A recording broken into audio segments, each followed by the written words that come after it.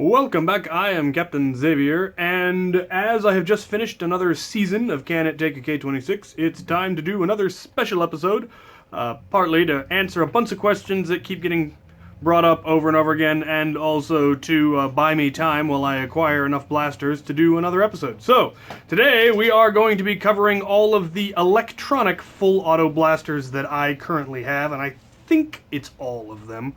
There may be some out there that I seem to be forgetting, but we will of course start with the Vulcan BF25, so named of course because it is an electronic belt-fed blaster and comes with a 25 round belt. The Vulcan was originally released in 2008 as part of the N-Strike line. It came with a tripod, a ammo box, and of course the 25 round belt.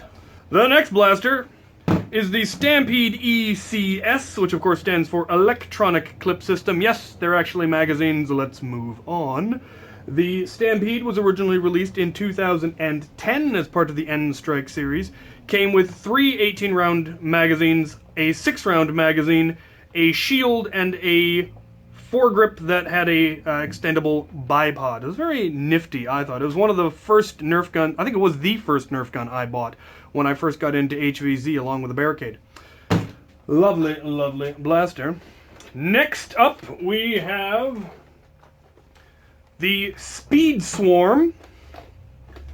The Speed Swarm was originally released in 2011 as part of the Dart Tag series. It came with 10 of the micro tagger darts. And finally, we have the Swarm Fire. The Swarm Fire was also released in 2011 as part of the Dart Tag series, and it came with 20 of the micro tagger darts, the Whistler darts. And now for the bad news. None of these blasters can take a K26. They all use a very similar mechanism which involves a motor driving a gearbox that forces the plunger back and then releases it automatically. In most cases, the Stampede and the Swarm Fire, and I haven't actually even ever tested on the Speed Swarm, but also on the Vulcan, K26 will fit inside the plunger tube, but on stock motors, or on stock voltage, the motor does not have enough power to drive it back, and if you overvolt the motor, then the gearbox can't handle the load, and you will just end up breaking your blaster. Now, if you increase the voltage, upgrade the motor, redo all of the wiring, and put in metal gears, it might be possible to get any one of these to take a K26, but I don't think it could possibly be worth the stress on the blaster. Now, the one possible exception, but I'm not going to test it, is the Vulcan, which actually does have a manual prime option, which hypothetically would allow you to create a blaster that can take K26, but you'd have to manually prime it, and the Vulcan is such an awkward blaster already. Trying to prime something that has that heavy of a spring on this awkward of a platform is just not going to be practical.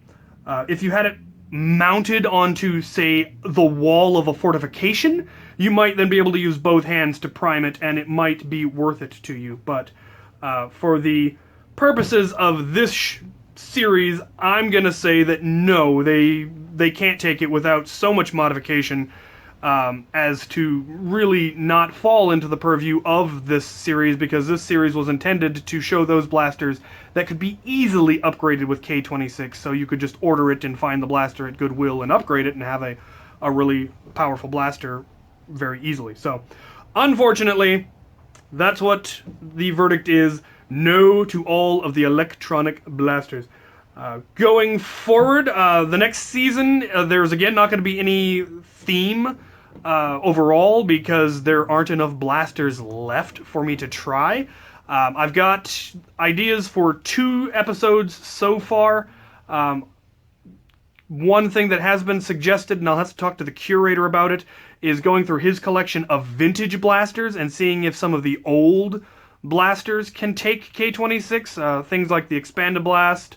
We already know that the Tech Target Eliminator can, but like some of the old Max Force and the Animal Force, I think it's called Animal Force, the ones that looked like animals, if any of those ones can. I'm not sure if he'd be willing to let me bust those open and try shoving K26 into what kind of amounts to a collector's item or an antique at this point, for fear of them breaking. But if he's willing to, that is something I would look into.